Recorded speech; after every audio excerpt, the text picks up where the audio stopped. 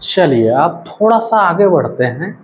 इसमें पढ़ते हैं क्या, एक इसी का एक एक्सटेंशन पार्ट है या फिर एडेड पार्ट है। अभी जो कुछ पढ़े हम इसको बोलते हैं फ्री फॉल। इसको क्या बोलते हैं? Free fall. अब ये क्या चीज है फ्री फॉल? चलिए इसको समझते हैं थोड़ा सा, ठीक है। तो फिजिक्स एक ऐसा सब्जेक्ट है जो कि बहुत मज़ेदार है, ठीक। फिजिक्स या तो मज़ेदार है या फिर डिफिकल्ट है ना। जिसको मज़ेदार नहीं लग पाता है ना, तो फिर उसके लिए डिफिकल्ट हो जाता है, दोनों एक साथ नहीं होता। तो अब इसमें क्या है, फ्री फॉल में है ना, ये है धरती। सारी चीजें धरती के ऊपर हम मान के चलते हैं कि एक्टिविटी जितनी भी चल रही है उसी में हो रही है ना। तो अब जो है इस पर से किसी भी ऑब्जेक्ट को ऊपर फेंका जाता है, फिर ऑब्जेक्ट वापस आता है।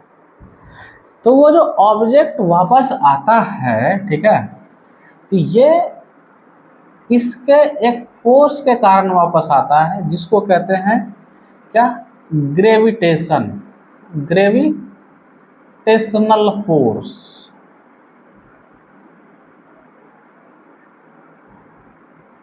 गुरुत्वाकर्षण, ठीक है। अब ये जो फोर्स लगाता है उसके लिए एक फील्ड क्रिएट करता है, ठीक।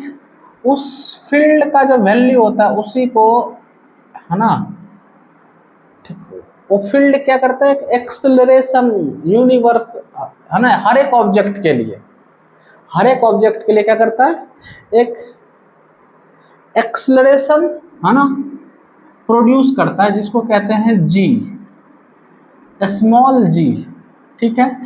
जिसका कि नियर अर्थ सरफेस, धरती की सतह के आसपास अप्रोक्सीमेट वैल्यू कितना होता है, 9.8 मीटर प्रति सेकंड स्क्वायर। इसको कभी डिटेल में पढ़ेंगे, ठीक है, जब ग्रेविटेशन पढ़ेंगे वहां पे। ये क्या होता है, ये इसके बराबर होता है, ये जो जी है, ठीक है।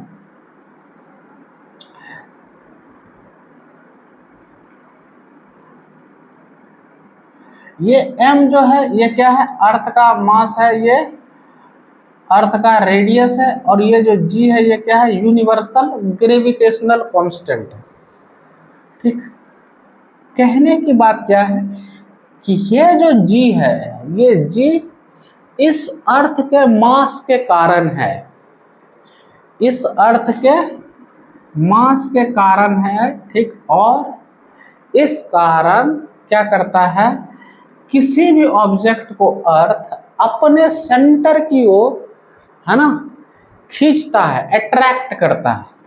और वो जो एक्सेलरेशन अप्लाई करता है, एक्सेलरेशन जो है ना किसी हर एक ऑब्जेक्ट पे लगाता है, किस पे, जो अर्थ सरफेस के नियर हो है ना, वो है जी।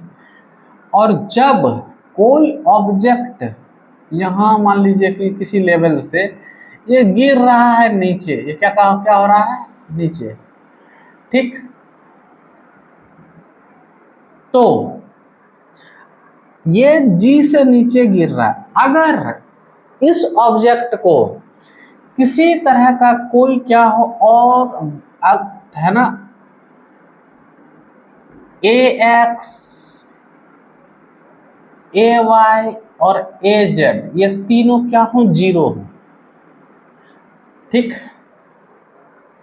ये क्या हो, तीनों जीरो हो।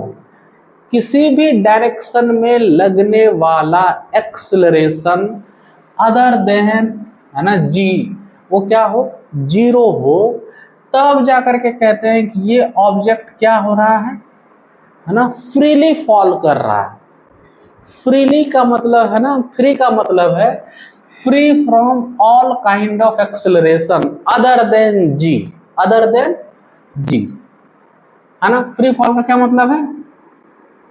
Free from all kinds of acceleration other than small ji.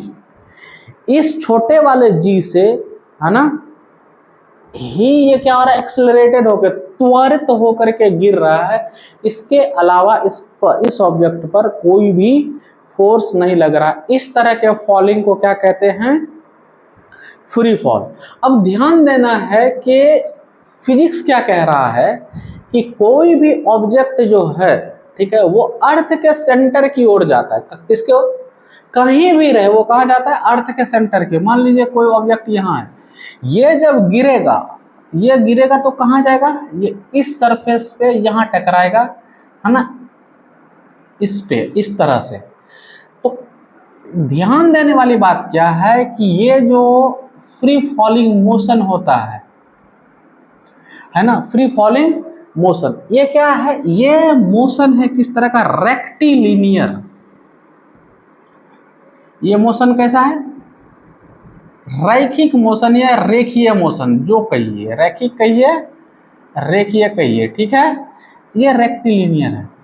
Rectilinear है तो इस पे हमने जो इक्वेशन ऑफ मोशन पढ़ा, तो सारा का सारा फॉर्मूला, ठीक है, इस डायरेक्शन में लग सकता है। हम इसको अगर क्या कर लें, है ना, इस तरफ को पॉजिटिव मान लें, क्या कर लें? पॉजिटिव मान लें, ठीक। तो ये क्या हो सकता है? वो जो हमने पढ़ा था सब कुछ, है ना। तो फ्री फॉल में क्या होता है कि इस टॉप पे जो वेलोसिटी होती है जीरो ही होती है। टॉप पे वेलोसिटी क्या होती है? जीरो। तभी वो फ्री फॉल के अंदर आ सकता है ना। यू तो जीरो है, ठीक। तो अब जो है v बराबर क्या हो जाएगा? u प्लस ए टी होता है तो u जीरो है, और a के जगह पे यहाँ क्या आएगा? a बराबर g है, ठीक। तो v बराबर क्या होता है? G T. s बराबर क्या होता है? Half G T square. इस s को h भी लिखते हैं, क्या करते हैं? h भी लिखते हैं, है ना।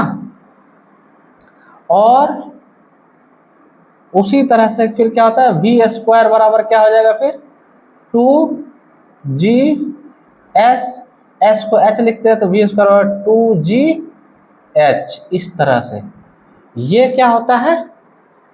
ये एक, है ना, नया समीकरण निकल के आता है। किसमें? फ्री फॉल में। किसमें? फ्री फॉल में। अब यहां से बहुत इंटरेस्टिंग इक्वेशन निकल के आते हैं, है ना। इंटरेस्टिंग इक्वेशन क्यों?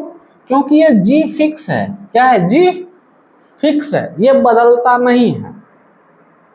अब नहीं बदलता है तो v क्या हो जाता है? डायरेक्ट t का फंक्शन है जी टी, ठीक है। 1 सेकंड पे, 2 सेकंड पे, 3 सेकंड पे, 4 सेकंड पे कितना होगा वेलोसिटी, ठीक। अब यहां से, है ना, तो जैसे कि v है 1 सेकंड पे, ये क्या हो जाएगा? 9.8 मीटर पर सेकंड, ठीक है।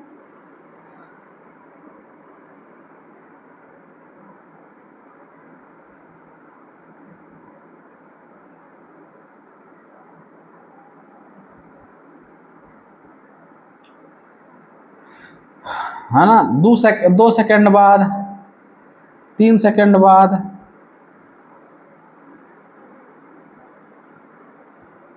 इस तरह से ये लगातार वेलोसिटी बढ़ता जाएगा। जब भी कोई ऑब्जेक्ट ऊपर से नीचे की ओर गिरता है तो लगातार, यहां से साफ साफ दिख रहा है कि वेलोसिटी क्या हो जाएगी? बढ़ती जाएगी, साफ साफ दिख रहा है, ठीक है।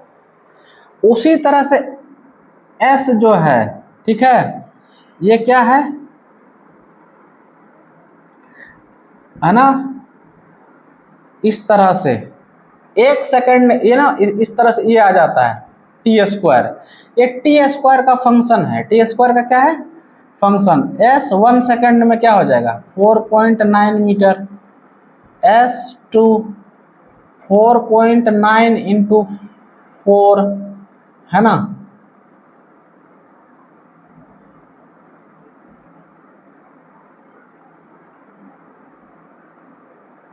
ये आ जाएगा इस तरह से, ठीक।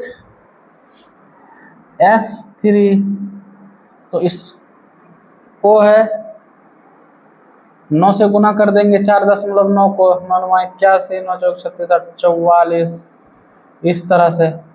ये है पॉइंट, ये है कि ये दो फ्री फॉल, ये क्या है, टी स्क्वायर का फंक्शन है। ये किसका है, टी स्क्वायर का फंक्शन है ना। तो इस तरह से, ठीक। वेलोसिटी कितने हाइट पे कितनी वेलोसिटी होगी, कितने टाइम बाद कितना गिर चुका होगा ये, या फिर कितने टाइम बाद क्या वेलोसिटी, इस या तो हाइट पे वेलोसिटी पूछ सकता है, या तो टाइम के बाद वेलोसिटी पूछ सकता है, या फिर कितने टाइम के बाद कितना गिर चुका होगा, ठीक। एक चीज ये, इसी में एक इंटरेस्टिंग फैक्टर क्या है, वो ये है, देखें क्वेश्चन जब होता है तो सॉल्व जब करते हैं ना, ये अर्थ का सरफेस है। मान लीजिए किसी ऑब्जेक्ट को यहाँ से, है ना, v वेलोसिटी से फेंका जाता है, v वेलोसिटी से अर्थ सरफेस से फेंका जा रहा है इस तरह से, ये ऊपर जा रहा है, मान लीजिए यहाँ तक गया। अब ये वापस से गिरेगा, अब ये क्या करेगा, वापस से गिरेगा, तो इस तरह से गिरेगा, ये गिरेगा। यहीं पे हमने क्या किया, पैरेलल खींच लिया है, जिससे कि समझने में आसानी हो। समझने में, जिस लाइन से गया है अगर परफेक्टली फेंका गया है तो वो उसी लाइन पे नीचे भी गिरेगा। लेकिन इससे क्या है, अपने को एक फायदा क्या है, है ना, ये मोशन क्या होता है, सिमिलर होता है। मोशन क्या होता है, सिमिलर। हर पॉइंट पे यहाँ पे जिस तरह का, यहाँ पे भी उसी तरह का, यहाँ पे जिस तरह का होगा, ये चढ़ते वक्त, उतरते वक्त जो है ना, नीचे गिरते वक्त एक जैसा होगा। सिर्फ डायरेक्शन को छोड़ देना है, सिर्फ इसको for the time being direction को छोड़ देना है, डायरेक्शन को ध्यान नहीं देना है ना। तो मैग्नीट्यूड है ना एक जैसा होगा इस तरह से। तो यहाँ पे वेलोसिटी क्या हो जाएगा, ये जो क्या है, ये u है, ये क्या है, u है। तो यहाँ पे v फाइनल क्या हो जाएगा, 0। v फाइनल हो जाएगा 0। अब v फाइनल 0 हो गया। अब जो है यहां से अब सारा चीज कैलकुलेट हो सकता है, यहां से सारा चीज कैलकुलेट, क्यों, क्योंकि इनिशियल वेलोसिटी पता है, फाइनल वेलोसिटी 0 होना है, ठीक है। और g जो है ये पता है 9.8 मीटर पर सेकंड स्क्वायर, 9.8 मीटर पर सेकंड स्क्वायर। तो इसको 0 होने में कितना समय लगेगा, तो ये लगेगा कितना, ये 0 है ना, u माइनस जी टी कर लो, तो u बराबर क्या हो जाएगा, gt, ठीक है। तो टाइम निकालना है तो u बाई जी, इतने समय में क्या हो जाएगा, ये 0 हो जाएगा, ठीक है। और इतना ही समय इसको लगेगा क्या, वापस आने में, इतना ही समय क्या लगेगा, वापस आने में, ठीक है। अब दोबारा से इसको यहां से हल कर लेंगे, सॉल्व कर लेंगे। तो मेरा कहने का मतलब ये है कि मैपिंग जो है आराम से कर सकते हैं, ठीक। या तो इधर से करें या तो इधर से करें, दोनों तरफ से आसान है, ठीक। और इसमें इंटरेस्टिंग क्वेश्चन क्या होता है, पूछा जाता है ना कि गिरने से, धरती पर गिरने से जस्ट 1 सेकंड पहले वेलोसिटी क्या होगी, या फिर जस्ट 1 सेकंड बाद, फ्री फॉल के जस्ट 1 सेकंड बाद वेलोसिटी क्या होगी। इस तरह के क्वेश्चन पूछे जाते हैं। तो कंसेप्ट ये है, इसको ये महत्वपूर्ण है और ये ध्यान देने वाली बात है, ठीक है। कैनामेटिक्स में मोर और लेस यहाँ से आकर के फिर क्वेश्चन क्या होते हैं, खत्म हो जाते हैं, फिर क्वेश्चन, सॉरी, मतलब ये यहाँ पे ये कंप्लीट होता है टॉपिक यहाँ आकर के, ठीक है।